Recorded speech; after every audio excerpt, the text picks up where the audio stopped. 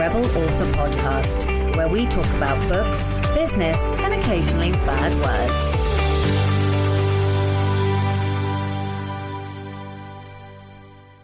Hello Rebels, and welcome to episode 5 of the Black Herron. Today Rachel and I talk about two books. We were meant to talk about Happy Money by Ken Honda, but because I got very swamped, we shifted that to December, and instead we talked about Quit by Annie Duke. So those are the two books if you want to read along with us. Okay, these fireside behind the scenes chats need no more introductions, so let's get on with episode 5. Hello, friend. Hello, darling. How are you? I am so good. How are you? I am so good. I'm so Tell happy me to everything. talk to you. I know. Oh my gosh. Where do we start? Well, it is almost December as we record, right? So what work have you done in the last month? Because we were both kind of like... Yeah, I finished that revision on Seven Miracles and that was the incorporating the copy edits and also doing the edits based on my agent's good suggestions. And then I got it back on her desk, and with the goal of hopefully getting it out on submission the first week of December, which is next week. And I hope that's what happens. I am just so committed to her getting this to an Amazon imprint, probably Lake Union. And I know that she is still committed to selling it to a non-Amazon publisher, which I'm like, okay, you know what? We'll see what happens. But yeah, apparently this is interesting. An editor that she had lunch with at Morrow, which is HarperCollins, was very interested in it. And she was going to go on our submission list, but HarperCollins is on strike. And Susanna said, so do you want to wait to submit? I'm like, no, I don't. That's what strikes get you. We're going to support labor. We are going to not take a book to a company whose workers are on strike for better pay and more diversity. Love it. Yeah. And also you want Lake Union anyway, right? You want an Amazon publisher. That's really exactly. True. And of course I cannot choose. I can't choose any of it. But I can't wait to talk about the book that we're going to talk about today, because it's like figuring in everything I am thinking about. But right now, in terms of work for the second 2 weeks in November, I've been building an evergreen course on the publishing in today's market, traditional versus self. It was going to be the webinar that I was going to do, but I canceled it because I didn't want to do it. I quit it. I love it. I quit it because, I wanted it to be bigger and more expansive. And I was like, oh no, but people have paid money for this. And you know what I did? I just wrote to all those people and I said, I will refund your money happily right now. Or the evergreen course is going to be double this cost and more than double the time. I'll give that to you at this price if you want me to keep the money. And that's how I pivoted, which is also known as quitting, which I love. So spoiler, we're going to talk about, what's her name? Annie Duke's Quit, which is revelatory. And so, yeah, that's what I have been doing. I started filming and now I'm editing, and I've got to do more filming, but I should be able to finish it up next week, I'm hoping. So how long does it take you to get a course, like from the start of doing the slide decks to hitting publish on the course site? Way too long. And I've only ever done it once. I only have one evergreen course that I did like 6 or 7 years ago, and it still reliably sells every month. So I'm just being dumb by not having more. And I'm trying to keep each section between 5 and 10 minutes, each little module, especially for this, because I'll be able to drop modules in as publishing changes and take them out and readjust them. And that'll be great. But I do, a 5 or 10 minute chat on a topic, and then I move on to the next topic. But then it takes me like a bloody hour to edit that. And I'm trying to make it cute and do cuts and zooms and, put in the slides and fun graphics. And so, but I think it just takes the time it takes, right? And how did you record? This is probably not done. This is absolutely not done. but I really like the very soft. This is so vain. Why do you ask the hard questions? I like the soft filter that Zoom gives you. So I record in Zoom too. thank you. Thank you. All it does is also like, because you can screen share. So like, why would you not, like, you can then present to your slides. Actually, I don't even do that. I put the slides on top of it later, but that doesn't take very long. But then what I do is I go into iMovie and I crop every video so that it just gets rid of my Rachel H. Wellington, New Zealand, she, her at the bottom. Okay, thank you for not thinking I'm and then I do everything else in iMovie, which is where I do all the editing. Is that what you do? Same thing? Yeah, exactly the same. Yeah. Great minds think alike. Yeah, exactly. Okay, tell me what you've been doing. Well, it's so funny that you're talking about courses. I ran Hell Week for my patrons. And I'm so far behind in your show. I'm like 2 months behind, which is great because then you get to tell me everything fresh. Well, so Hell Week was basically just for the patrons. It wasn't, I think I may have mentioned it on the podcast, but essentially every quarter we have a Rebel challenge, and one person will host every single week, and they're just, everybody volunteers in the Patreon. They are amazing. They are literally the most supportive, wonderful humans ever. And it is incredible to watch. And so I hosted a week. And like everybody does all different things. Sometimes they host sprints. Sometimes they share rebels from history, meditation links. We've had a Rebel Olympics where they group wrote a story. We've had all kinds of stuff. But anyway, the point of the Rebel Challenge is to deliver on stuff, do stuff, but in that quarter. And so I decided to run a marketing week for them because everybody hates marketing, right? So, but what I didn't want to do is like, I don't profess to be, like the Mark Dawsons or the Sky Warrens of this world. Right. I can't do any of that. I can't teach anybody that. What I can teach people is how to understand their genre and how to understand the market that they're going into. So that's what I did. And each day focused on like, this is how you find and collect comp authors. This is how you deconstruct covers to understand what the common themes and things are, blah, blah, blah. Anyway, and when we got to like the end of the week, they were like, this should be a course. And I was like, oh yeah, this should be a course. So now I'm like, in the back of my head, I'm like expanding, deepening. And so I think that's what I'm going to do. I don't know when I'm going to do it because my production schedule doesn't have a lot of space at the minute, but I need to find a space for it because I'm determined to do it before November next year. So, but anyway, yeah. So that is such a brilliant idea. And what I love about that is that is truly evergreen. You will be able to build that and leave it up forever because that's not going to change. It's not going to depend on which ad service is providing the better return right now as things change on phones and privacy rules and all that. That's perfect. And I want it. I want to give you my money for that. Well, like so many people struggle to understand, like, am I steampunk or am I don't know, industrial revolution, or I don't fucking know, but like those niche nuanced differences. And like, I didn't have to tell any of them what they were, but by following like the instructions and by following like the different bits, they all found stuff out about their genres. And I was like so proud of them and also so thrilled that it was helpful. And so, yeah, I think that is what I'm going to do as my next course. But yeah. Anyway, my month has been bananas. I'm literally bananas. So, oh my God, I don't even remember when we last spoke. So was I editing last time we spoke? Yes, you were. So I finished editing and the best thing ever happened. I gave it to my critique partner, who I love dearly because they literally made my month this month. And I think I gave it to them on the Friday, and they had a really busy weekend. And they started reading it on the Friday. And then I got a text at about 11 o'clock at night because they're in New Zealand. And they were like, oh, I'm just going to sit down for an hour or something and read your book. And I was like, okay, cool. At 3 o'clock in the morning, my time, I get a text. Well, I've done no work and I've finished your book. So it's just literally like, oh my God, I love her so much. Like, even that's if amazing. Like, yeah, like literally. This is the secret pen name book. I get confused. Yeah. I know.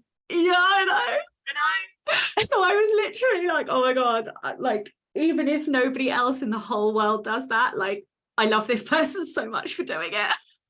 and for loving it and just all the support. And yeah, That's they will gorgeous. be listening, so they will know that I'm talking about them. And my wife is reading it, which is like unheard of. Yeah, and she is also very much enjoying it and has like stopped at work to read it, which is like she doesn't even take a break at work. So I don't know what I did, but I think I've done something well. there's something really nice about a wife in that it's, I think, like our wives in particular, like I know that yours is not going to bullshit you and mine is not going to bullshit me. It's no. And she read my first book and was like, and we had one of the very biggest fights of my entire marriage when she read my first book and told me that she hated the hero. And I was like, fuck you, we're getting a divorce. I'm just kidding. But then my editor came back and said, oh, I hated the hero. I'm like, no, you're right. Absolutely. Yeah, I'm going to change that.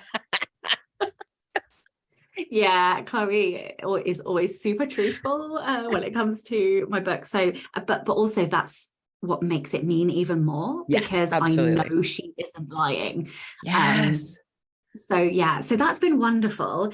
What is your time frame on this then? So it's basically with your critique beta, like, although maybe you do more betas later? No, only one. So my critique partner who lives in New Zealand, I didn't want any opinions. I just wanted this person's opinion. That's what I do. But because I cannot. Yes. It damages my self-assurance if I listen to too many voices. So so it was like one opinion and one opinion only. So I've got their feedback and I need to incorporate that, because there is no structural changes, not one change. There is only surface level tweaks. Why is that? Because you understand structure on a very deep level and you put it into your books. Isn't that the most satisfying feeling when you get that back? And they're like, oh, I found a big problem. And you realize, oh, that'll take a paragraph. I can put that in a literally got that from my agent this week. She's like, I found a big problem that we forgot to. I'm like, no, that's literally one sentence. I just fixed it. Yeah, exactly. So that's kind of where I'm at. So I don't think it's going to take me very long to do those edits. But this week I finished an audio book. I meant to ask you because you brought an audio studio. So I wanted to talk to you about that. I haven't even set it up yet. That's the answer for that. I haven't had time. Okay, that was nice and quick. And I've been writing a reader magnet, and next week I will finish that, and so I'm doing a warm reader magnet for the back of the book and a cold reader magnet, which is kind of like a prequel sort of thing. And then, I don't know. And then like before Christmas, it's all marketing, finding authors, finding like Facebook groups, all of this stuff. And then I'm hoping to launch, I don't know if I should, I'm just going to tell you the date and then you can infer whatever you want to infer, knowing what you know about the book. The 10th of February, I think, is when I'm going to go for, which is lovely. An intentional date. That is the date that I'm going for, but it's very contingent on basically my editor didn't have any space. So scrambling around trying to sort other things out in the background to find different editors within my price range. Do you for like a copy editor kind of thing? Just like a very heavy proof, I would say. I have a fantastic person who is affordable, and she is Scottish and she's incredible. And I'll shoot you her name. And okay, cool. She's perfect. She's so good. Excellent. So that's kind of me. I'm out now. That's all of the things, I think. That's so cool. I like this catching up once a month because actually things have happened, once a week you're like, right? I don't know what happened in the last week. But yeah. And I existed. I survived. Exactly. I adulted. Oh, man. Yeah. The only other thing that I'm working toward is this big walk that Lala and I are doing in December. It's like a 5-day walk, 4-day walk with 1 day in the middle to rest. But it's the Abel Tasman track. It's one of the great walks in New Zealand. And so we've been training for months, and we did our longest walk the other day, which was like 16.5K. Although we need to get up to about like 19K. So we will have one more big practice walk. But yeah, that'll be fun. So that'll be like the middle of December. Just it's 5 days plus like a day of travel on either side to get down to the South Island. So 5 days of walking 20K a day. Yeah. 4 days, because we're doing it the middle-aged supported way. So that means that we're paying this company a great deal of money to put a little packed sandwich in our hands at the beginning of the day, put it in our day pack, and then pick us up at the end and drive us to the hotel or the glamping camp. That sounds incredible. Right. Like, I'm all for that. Yeah.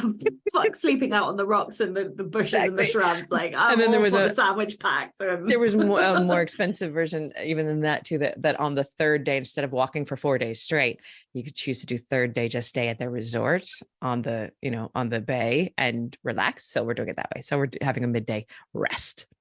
Amazing. And like, is this just because you wanted a challenge? Yes, it is. It's so interesting.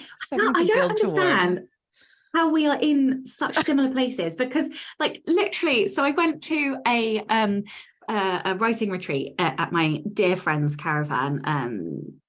I don't know, time is a lie, whenever it was, some point in the last month. And one of the things I did was write a list of 100 dreams. And I think I got just over halfway. And one of them, which is the one that has stuck with me the most, is to do some kind of sporty athletic challenge that's like not a marathon, because I've tried to train for a marathon 3 times and I have collapsed arches on my feet, so I get really bad shin splints and stuff. Me so too. I was not built for running. So I was thinking like, could I do an Ironman? Could I do half an Ironman? Could I do a triathlon? Or could I, but like none of these things really appealed to me. But I was like, I want a challenge. Like it needs to be something. So like, I love that you're doing this. What about one of those long walks? Like they're too quiet for you? Yeah, I think so. Yeah, it needs to be, I don't know, like high energy, but like I don't really want to do a triathlon because I don't like swimming in water I can't see the bottom of. that's for real. Yeah, it's like a legitimate concern.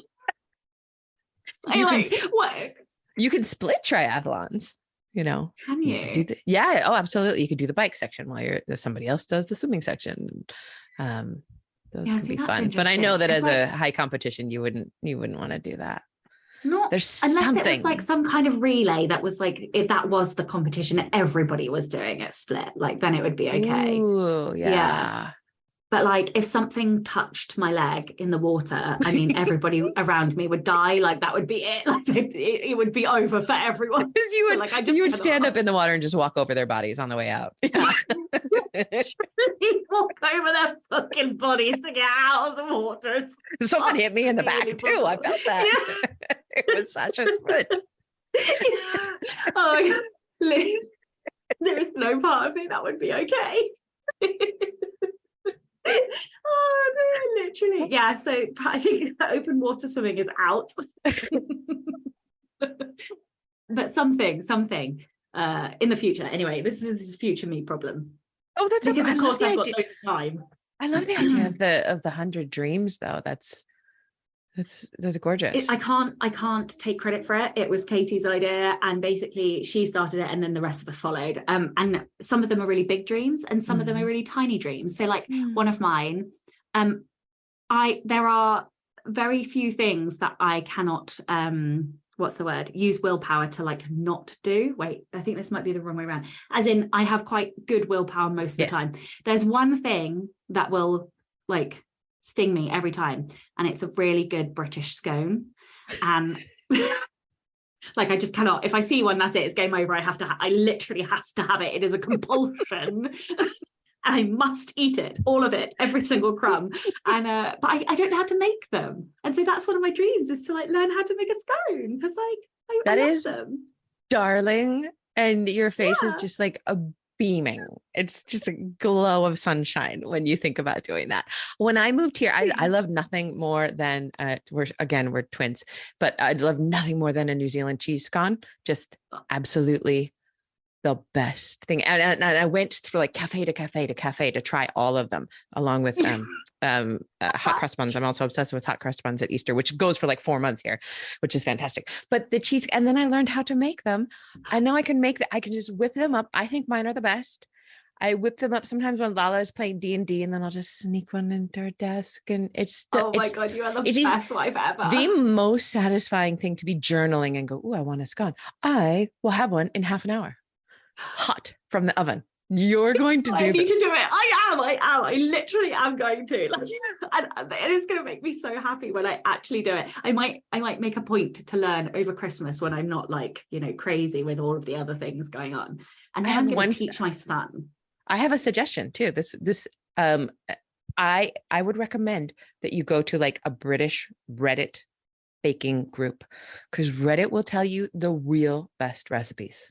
Like, okay, Googling for recipes won't, but Reddit will be like, this one is delicious and it takes 19 years off of your life. And this one is the easiest and also the best tasting. So just do it this way. Like that's, yeah. Okay. I'm on it. I will do that. I will go down a Reddit rabbit hole. That was hard. I don't usually recommend that, but yeah. For scones, it's allowed. Totally. So quit. So I heard you and Joanna talking about it, and I'm, always about a book, and it's making it into my do book, the things to do, to think about. Also, Sasha, it prompted the idea for a new book to write. I love it. Tell me everything. Or maybe it's going to incorporate like I think it's going to be a little book about writing, and not like, I want to do the Rachel version of the War of Art. We've talked about it, and it may fit into that, but I want the subtitle to be something like, everything no one wants to tell you about writing and publishing your book. I already need to read this book, like immediately. Like, it needs to be written so I can read it. Like the real shit. Like, when should you? I'm one of those believers that there's no unsalvageable book. I really do. However, there's a time to quit trying to fix your book and quit trying to make it perfect. And you need to quit that. There's also a time to quit trying to be traditionally published with this particular book. And what does that time look like? And how do you so in Quit, the things that were really blowing my mind, and I want to hear about from you, but this idea of the turnaround, knowing what your turnaround point is. The kill criteria. That was my big takeaway. Yes. So let's explain it for people who haven't read it, but like, you go into a goal, and she makes this really, really strong point that quit is the opposite of grit. It literally is the other side of the coin. And we glorify grit, but if you quit something at the right time, you are able to do something else, and it is as important. And so if you're hiking on a mountain, Mount Everest, you have a turnaround point. And if you, even if you, like, there were people that were like 300 meters from the top, and they hit their turnaround time, and they had to turn around and maybe never go back. I've read that book, and I read it whilst I was doing. I read it whilst I was doing that trek.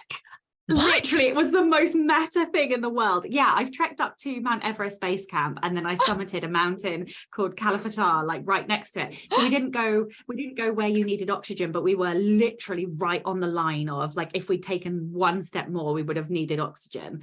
Like, this was like, I feel like I need oxygen knowing that. And you were reading that book, because he's such a brilliant writer, Jon Krakauer. Oh my God. Yeah, I wouldn't recommend doing that. No. Having read the book. Read that in bed at home. Yeah, read it after when you get home. Yeah.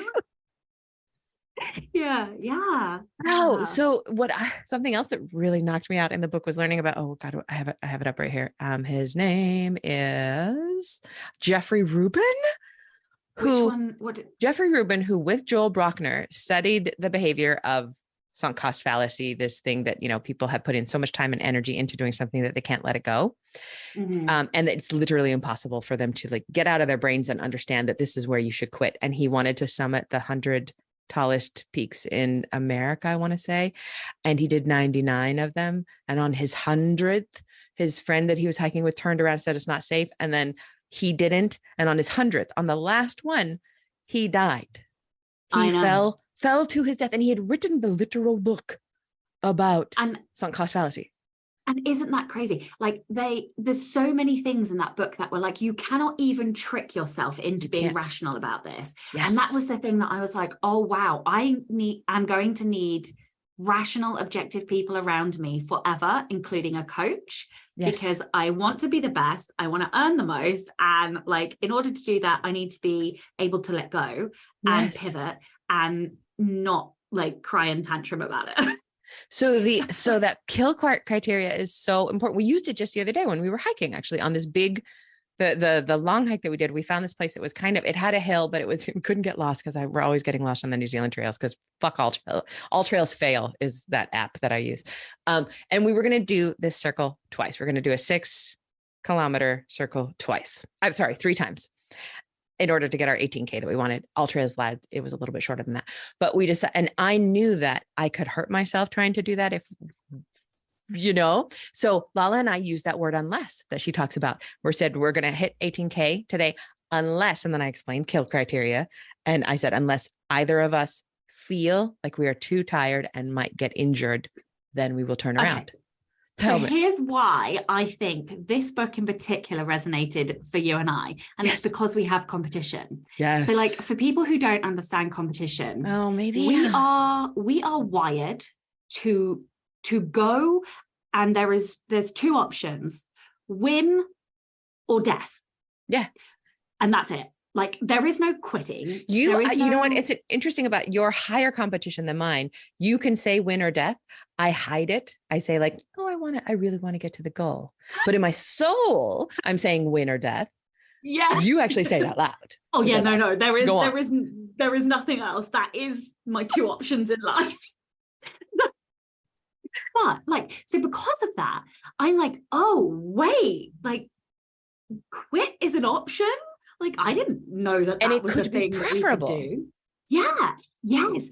And that was the thing. When I realized it could be preferable because, okay, you might lose this battle, but by quitting and pivoting, you could win the war. I was like, oh, baby, I'm here for the war. Like, I want to win the war, so we can pivot. And that was like it just blew my mind that it was a strategic choice that we could make. And it actually didn't mean that we were failing. We weren't losing. It was a sidestep in order to climb up a better, faster route. And I was just like, oh my God, this is amazing. That we can't see. That we can't see.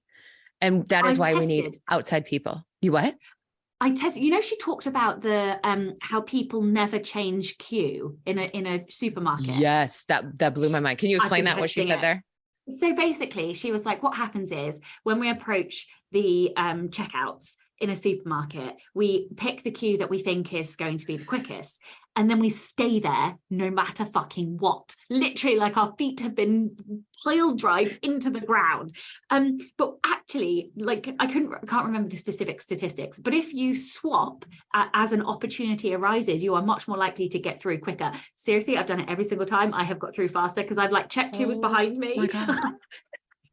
I'm like, everything has blown my mind about this book. And that's what it says about like how deep this is internalized in us, that we have put in, I don't know, 97 seconds standing in this line, but now I am committed. And they proved that the longer you're in line, the more committed you are to the line.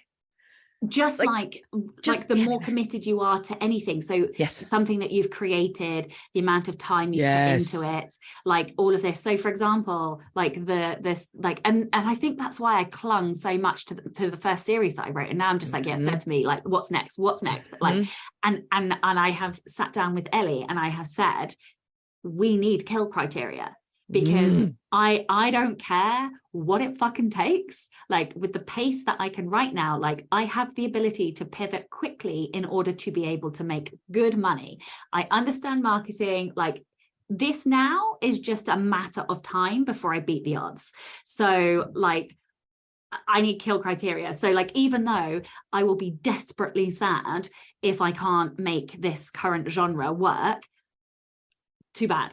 We will pivot. And I know I sound ruthless saying that, but I don't care. The bigger goal is more important. Like the bigger win is more important.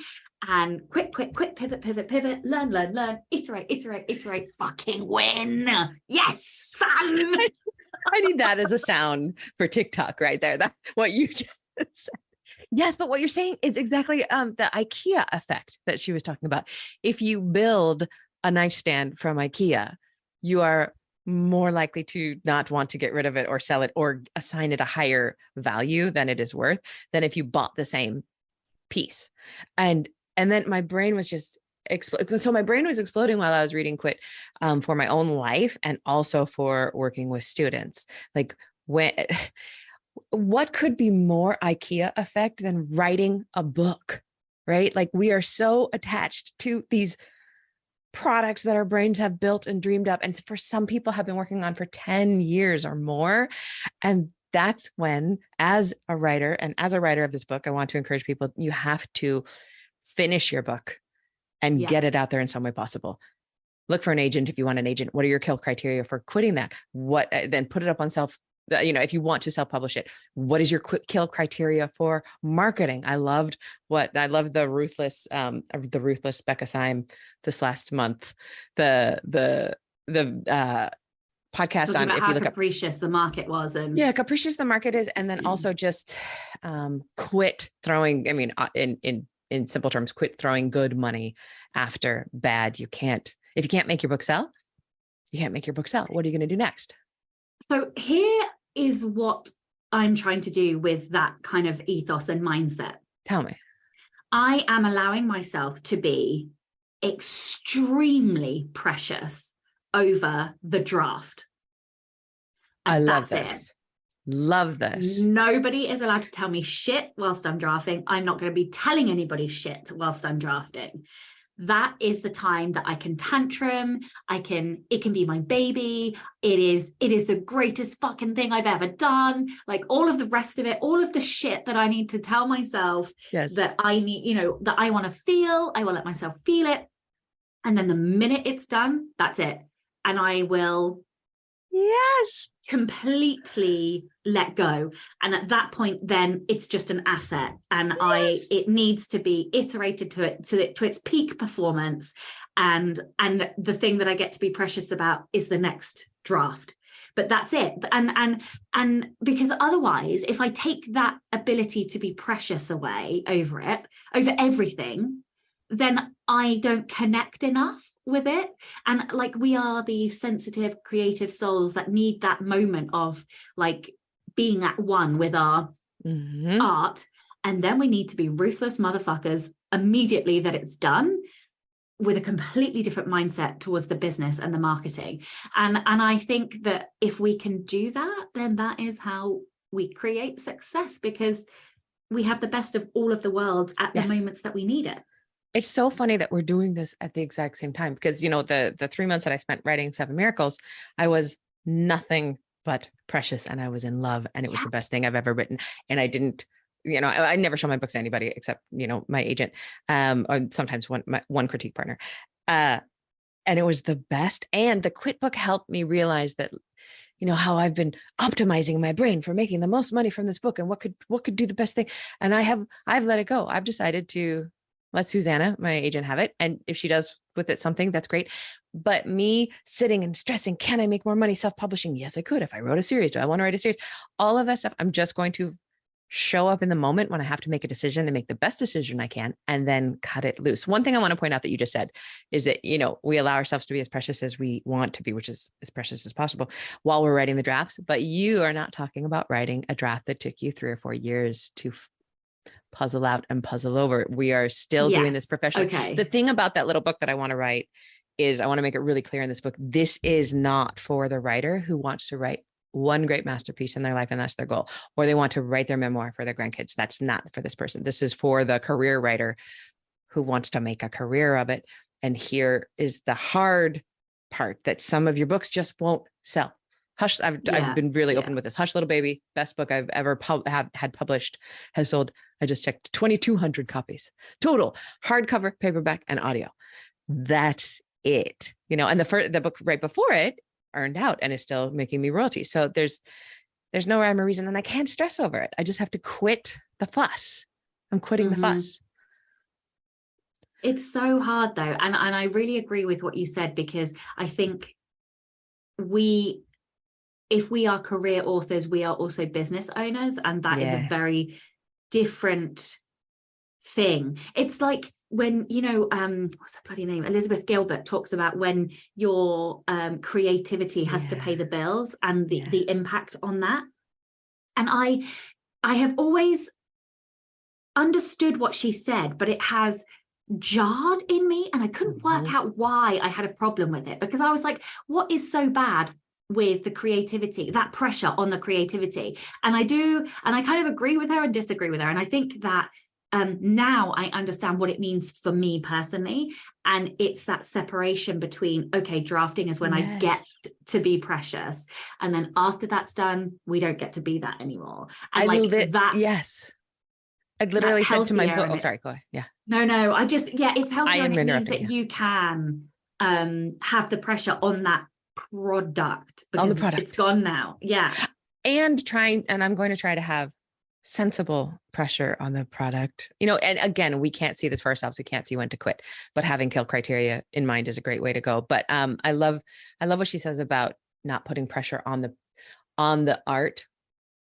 And I literally told Seven Miracles while I was writing it. I had this little journal inside Seven Miracles, inside the Scrivener draft, where I usually have an ongoing journal in a book, right? You know, I show up and sit down, you know, talk like for 2 minutes about how I'm feeling. And it usually morphs into writing about the story. And then sometimes I get a little bit of dialogue, and now suddenly I'm writing for the day. But this one, I kind of almost prayed to the book. Like I just would write to it, and I would say, "You're so cute. Oh my God, you're so adorable. Look at your cute little cheeks." And I told it over and over again, you don't have to do anything or be anything. You don't have to make any money. This is just you and me playing. We're just playing together.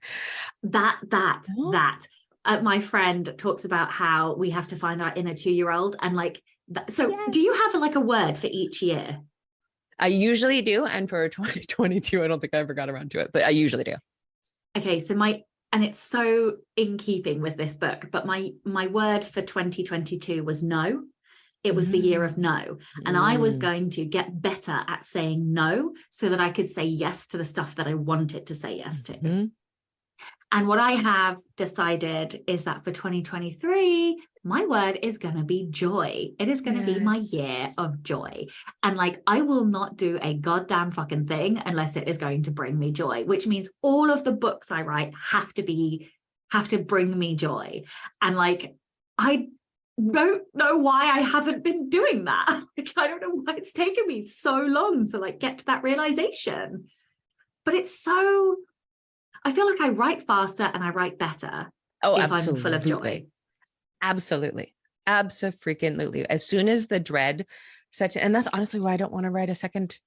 I don't want to write a series in this world. I would if, like, you know, what if Lake Union came back with a huge 3-book deal? I mean, that huge 3-book deal is going to bring you some joy, right? And I would make the books super fucking joyful. But if I were to self-publish it, I don't think I would. So I love your word. I'll have to think about my word. It might be play, but I'm not sure yet. Oh, I love that. I love that. Very, very like they mesh together, like joy and play. Like, I had one other realization this month, and it's an embarrassing one. Tell me. So I had an unconscious bias against books written fast. Oh, interesting. I used to have that one, and I did get over it, but I absolutely had it. What changed your mind? Because I'll tell you what changed my mind after you say. So I think that it was a self-limiting belief. Oh. Yeah, because that I write the best books that I personally can write by writing them at the actual fastest pace I can possibly go. And the reason for that is that by writing as fast as I can possibly write, and that being the marker of that's the goal for this book, I don't have time to engage any critical anything. So I stop kind of blocking myself. I stop cock blocking myself. I stop overthinking. I stop criticizing. I don't think I just don't think it just comes out. And the way that I kind of realized that was a thing is because of the reaction that I had from my critique partner, because I gave it to them and I was like, take 3 weeks, it's fine, whatever you need to read the book. And I really genuinely expected to have to rewrite big chunks of the book. Like that was my expectation. That was what, like, and I'd sort of sent this listed of like 7,000 caveats, and the response came back like, shut up, fuck no, oh my God, this was amazing, loved it, you know, like, and it was just, and I was like, right, okay, so I was completely wrong then. And I was like, right, yeah, so I guess I can write a good book, even if it's been written quickly. So, especially if it's been written quickly, perhaps. Especially if it's been written quickly. And I know that's not the case for everybody. Yeah. But like, honestly, my inner critic is a complete asshole and will take me down. It's like one of the only things that can take me down. I can take me down so fucking fast, and I will, and I do. And I literally slow myself down thinking that is the right way to do things. And like, the more I've thought about this, I have literally run at 1,000 miles per hour my entire life. And I think it comes from, because Ellie has asked me to do some thinking about where this has come from. My whole life I've been told to slow down. Everybody, every single fucking person in my life has said, slow down. And I'm like, why? There's so much life to live. I want to live all of it. Like, and the only way to do that is to live it really quick and full and intense and just like, yes. So yeah, like it's been an awakening. Oh, that is gorgeous. That is absolutely beautiful. And I resonate with every single word. I realized that my best books that I ever wrote were the ones that I wrote at full tilt, usually out of, panic or like a deadline or something like that. But this last one I wrote at full tilt because that's how it feels good to me for exactly the same reason. My critic doesn't have the time or honestly the energy to put up a fight because I've already used all that energy in the production that day and the doing of the work, tumbling downhill, doing the work. But the other thing is I'm able to hold everything in my rather porous memory. Yes. It's like going to summer camp. Like you go to summer camp and you intensely engage with, 20 other, I never actually went to summer camp, but I can imagine it would be like intensely engaging with 25 other 30 people and you get to know them so well and you know everything about them and you can remember when their grandfather died and all of this stuff. And then you can let it go. But it's all held together as whereas if you spread that over a year or two, that's why people write their first 4 chapters over and over and over again. And so those two things combined, and I have to tell you that the people telling me to slow down, every part of since I was 5 and my mom took me, my holistic mom took me to a doctor to see what was wrong with me because I couldn't be turned off or slowed down. And and it's ADHD and it's also the way I run. And then I was at a psychiatrist because I was like, I was probably 35. And I was like, and I've been told before I was hyperactive and ADHD, but I don't believe it. Do you think I have ADHD? He's like, okay, yeah, no, you have ADHD. Absolutely. But he also said, do you do things faster than everybody else? Do you talk faster than everybody else? But do you actually do them well faster than everybody else? And he did all these things. And he diagnosed me with something called hyperthymia, which is basically the manic end of bipolar 2. I'm laughing, but like it's the manic without the low. It's the high speed without ever hitting the low. And it runs in my family. It's like, oh yeah, I think you're hyperthymic too. And it was this permission, I'm always going to run fast and high and mostly positive, of course, with some big downswings sometimes, but that's who I am. And that's how I do things. And so let me ask you this. How does it feel now when people tell you to slow down? Because I just want to pop them. I am just like, fuck off out of like, I don't even, it's just like bounces off me now. I'm like, okay, sure, honey, pat on the head. Like, do you hear it though? And like, sometimes I will hear it after I speak or teach in person a lot. There will always be the person who comes up to me afterwards and says, but I just wish you would slow down. I didn't get all that. I'm like, I can't. Yeah, please buy the recording. Yeah, I had somebody at the conference that I spoke at back in September come up to me and go, you have a lot of energy. Uh-huh. And they were like, And I was like, oh, bless. I am just in your podcast. I'm up to the point where you're just recovering from that. And, okay. And how you said you loved being on the stage, but like, and afterwards when people would come up to you, so difficult. Yeah. Okay. I would go on. Sorry. Oh no, I was just going to ask, is there anything after reading the book that you were shocked to think you might have to quit? Um, Shocked to think I might have to quit. I don't honestly think I have one, and I worry that I'm not seeing it. So I will be talking to Yeah, Ellie about things, but I feel I like I've have to done so much say, quitting. yes. Well, this was my year of no, and I was Yeah. saying this to my friends at the caravan as well. Is that it's actually taken me all year to be able to get to Yeah. that point where I can say no. So, like now, for example, I have got to the point where 4 out of 5 days I'm working for myself on the projects that I want to be working on, and only Amazing. one day now is like left for everything else. And That's I have, and amazing. I mean, more or less. There are some weeks when I have to do more days. Some, you Yeah. know what it's like. But most of my time now is my own, and that is purely because I have gotten better at saying no. I still feel like I have not got my email system right, because I am not fast at replying. That's the one thing in my life I am not quick at. Me fucking too. Right? I just want to quit email. I've more or less quit Facebook. And it's stuff like I feel like the quitting. So, like, for example, one of my friends, whilst we're on this caravan, challenged me, and it was a really legitimately brilliant challenge, because of the genre. They were like, oh, well, there are certain things in the genre that are really popular, and like add-ons, for example. And I was like, yeah, no, I'm not doing that, not doing that, not doing that, not doing that. And they were like, wow, maybe you What's should an think about it, add-on? because I don't know actually what an add-on is.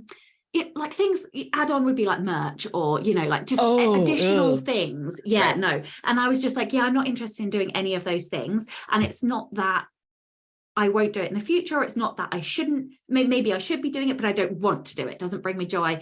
It's not where I want to focus. I want to focus on getting more product out right now. Like, that is where my focus is. So for me, I feel like the quitting is constant. I feel like I am empowered to say no. It's just so, like, it's combined with the no, right? The no is a quit in the moment. And so I'm trying to do that more. Yes. Yeah. Yeah, you're projecting into the future. You're seeing what it would look like. You're pre-quitting it. Yes, exactly. Instead of 10 years ago, when we would have 10 years ago, I was saying yes to literally everything. And that was my stated thing. If somebody asked me to do it, I will do it. I will try it. I will do whatever. I will work for free. I will do all of it. Perhaps can you lengthen your autoresponder? Because now that my autoresponder answers so many questions, I literally hear back from people who write to me, and then they write right back to me and say, I got the answer I needed. Thank you very much. Your autoresponder is great. Wow. I love it. I need to update my autoresponder. It's also a bit dickish, but I don't care, because I'm not dickish anywhere else in my life. But yeah, your autoresponder is amazing. I have looked at it and gone, oh, like, try it. Try it for 2 weeks. Yeah. I need to update mine, make it more comprehensive, I think, because I had one. Yeah. It's just, yours is great too. Yours is great.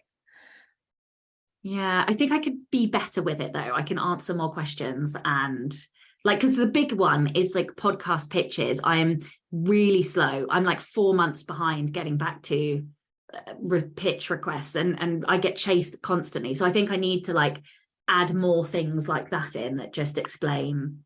I roped in my even. Does Becca do that for you? She does different a lot. Becca, your assistant Becca. Becca Syme is over there doing your email. Yeah. Yeah, yeah, she does do a lot, but I respond to the pitches. So I just fixed this, because that was the thing I was the slowest at too, because I have not been able to let go of any email handling, because I am a control freak and I can't do it. But what I did is I drafted something for my assistant to say in my words for him, and I forward the pitches to him, and I say either yes, publicist, if this is a publicist request, or yes, author request, or no pub, no author. And then he's got 4 scripts that he uses. And then he has my Calendly. It is now full till March, because I only open 2 slots a week. And if they can't wait until, March to be on my podcast, then they don't need to be on it. It's fine.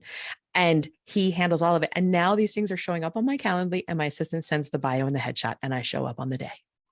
Do you know what? But I make the decision. I look at it and say, you are a wanker, because you get those, the guy who has just published the book that will change the world and needs to be on your show. And you could tell he's an asshole, even in that.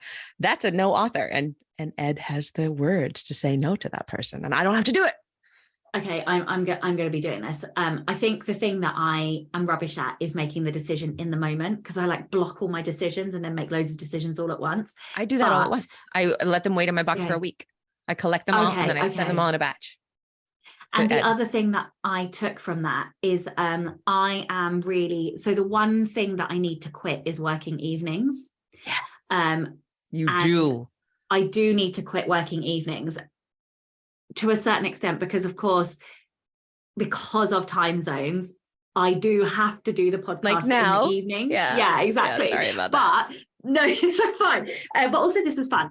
This brings me joy. So, it's fine. But my poor wife has been neglected quite a lot recently. And I am acutely aware that I miss her.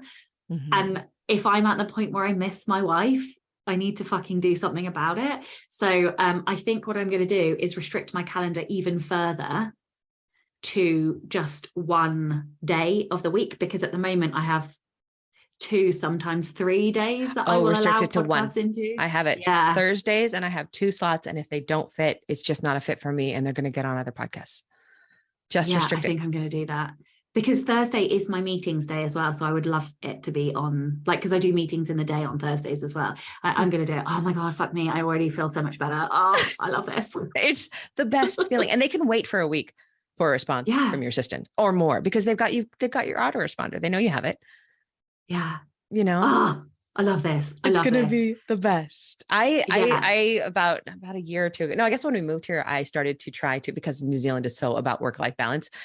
Nobody stays at work after 4:30. Everybody's home by 5. That's why all the shops close at 5, except for grocery stores. Like you can't go to buy shoes, in the evening, but people are just gone. Whoosh, out. And so when we moved here, I decided I would stop work at 5. I'd work because normally I'm working by 7. So 7 to 5. Now I've gotten it to 7 to 4. And I try to leave the office, things half done at 4, and I go for a hike. And then I get in the bath, and I don't hit it all the time, but it's a time restriction, and I needed a time law for myself. And I get points. I mean, I get bonus, like stickers and stuff in my Bujo if I stop work on time. But do you work from 7 until 4? Yeah, I don't take breaks. So sometimes I'll make myself take a reading break. I don't know how many that is. 9 to 5. Then the 7 to 4, it'd be 9 hours. Yeah. Okay. So this is another reason that I work evenings, because I get from about 8:45 until 3:15. That's it. Like, those are my working hours. Yeah. So then, and it's not enough. 9. It's not. Yeah, it's not anywhere close to enough. And bear in mind, at least 90 minutes of that is also then taken up with boot camp, because I work out 5 times a week, which is necessary. So it is necessary. I literally cannot believe the change in me. I'm like happy all of the time. And I swear it is because I am working out. But anyway, that's besides the point. But I'm getting like 4 hours a day to work. So that is why it does then creep, so then I do an hour of admin once Atlas is back from school after I've set him up. And then it's like, but actually, I'm like, I don't want to be doing that fucking hour, because I want to be playing with him or, whatever. I mean, like, that's why I'm trying to then not work the school holidays. But it does end up leaking into the evenings, because 4 hours it isn't enough to run your own business. Well, it might be enough to run it, but it's not enough to grow it. Yeah. So that's when it comes to maybe like time blocking around, making rules around, these are the 4 nights you're with Chloe. And the other 3 nights, you're going to try not to do very much work, but you're allowed to work on those nights. That's when you'll do podcasts. Yeah. That's when you'll fit email in, but like more rules. And then the rules you break. We break the rules all the time. But something like that. Yeah. And I don't know why I haven't just restricted it to 1 day a week. It's the best. I call it Talking Thursday. Yeah. And I wake up in the morning, I tell Lala, I'm like, it's Talking Thursday. I'm going to talk all day. But that's when I do meetings. That's when I do. It's just, I love it. And it works. That is happening now. I am doing that. And it is going to be Thursday as well. Because it was always my lowest word count day as well. So that's why I put it on Thursday. Because then I don't feel bad about not getting words, which I've heard other people say that. I think we just get tired. Monday, Tuesday, Wednesday. Well, we need a break, and then we could do Friday. Because I'm exactly the same way. Yeah, it's weird, isn't it? Look at us. So I know. Iterating, so what optimizing. Are you going to do before the end of the year? So I'm going to enroll the next 90 days to done courses.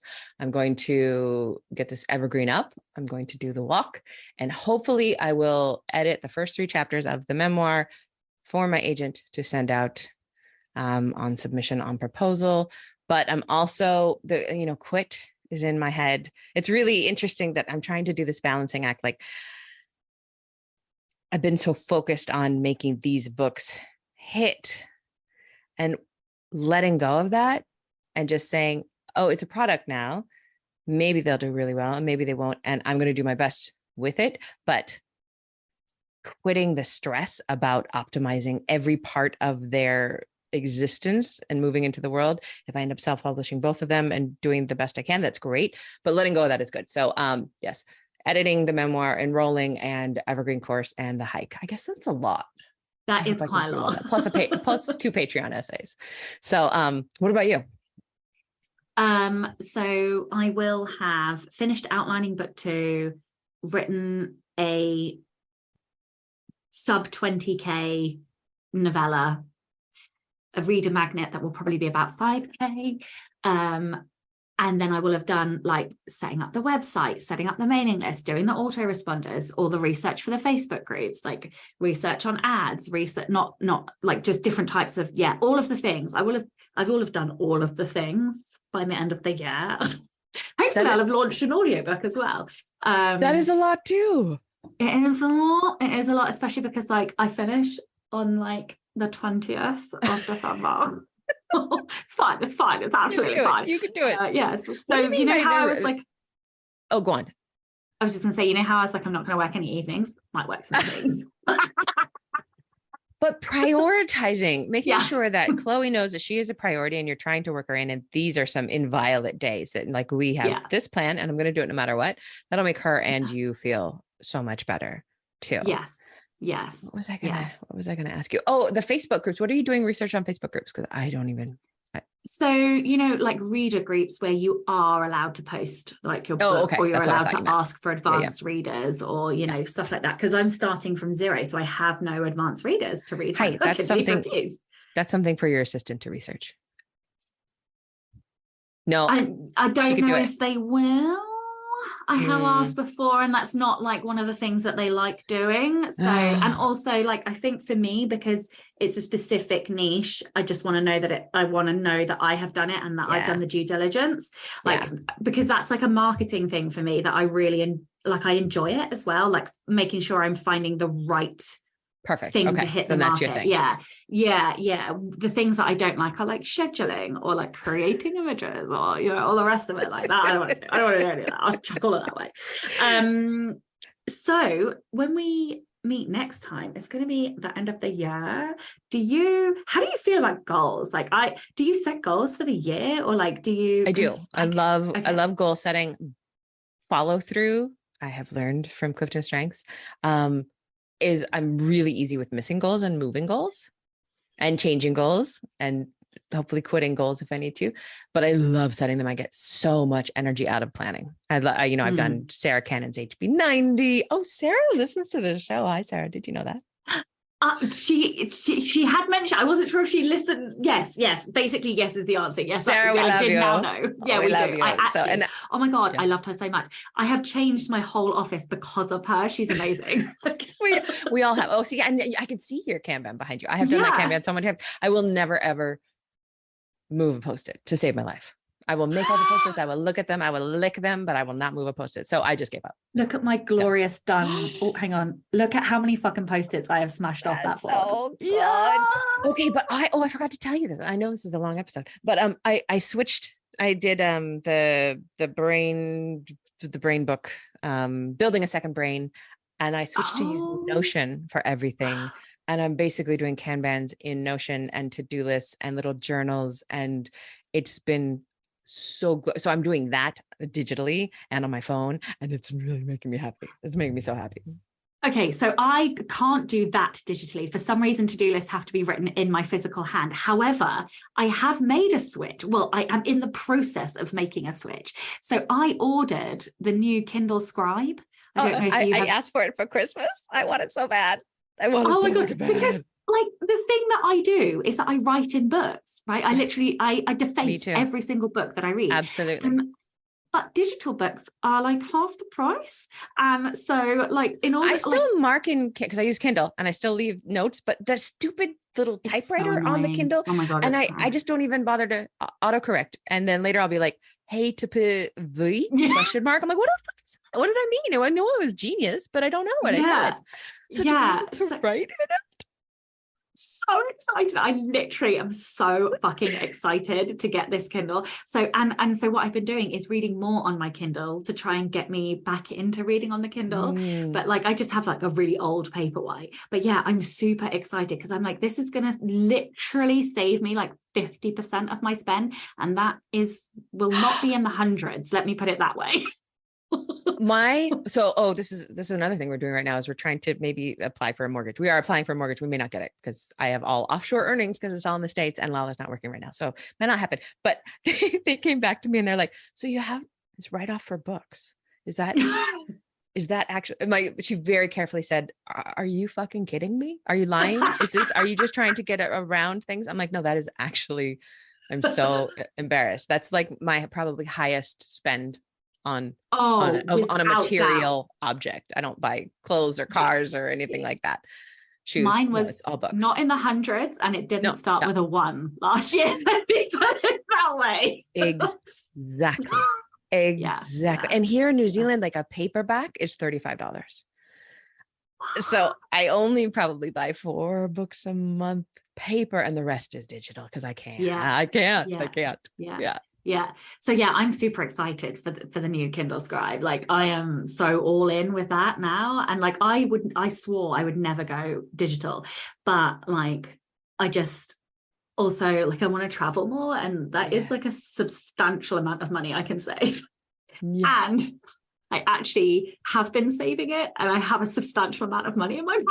There was just book money. It's mortifying. That is a really good concept. I love doing those kind of little savings tricks. Like, what would I have spent on paper? Move the difference into the savings account. Yeah. Again, I can't take credit for that. It was my friend who told me to do it. And gorgeous. Yeah. Ugh. So many things. We've had so many things. So are we going to talk goals next time? Yes, let's do goal. Let's do goal. We will not do goal setting on the air because that would be awful. But we will talk goal. How about we have the idea to have our goals set, and then we'll talk through them. I pretty much know mine already but yes, I don't. They may I like change. to surprise myself. Yeah. Do you? Oh my God, I love it. Oh my God, I love it. Oh, okay. Yeah. I will try and be a little bit creative with what I put down, but yes. Okay. Okay, my darling. Happy writing. And you. Don't forget to tune in and subscribe on your podcatcher. And when you have a moment, please leave a review.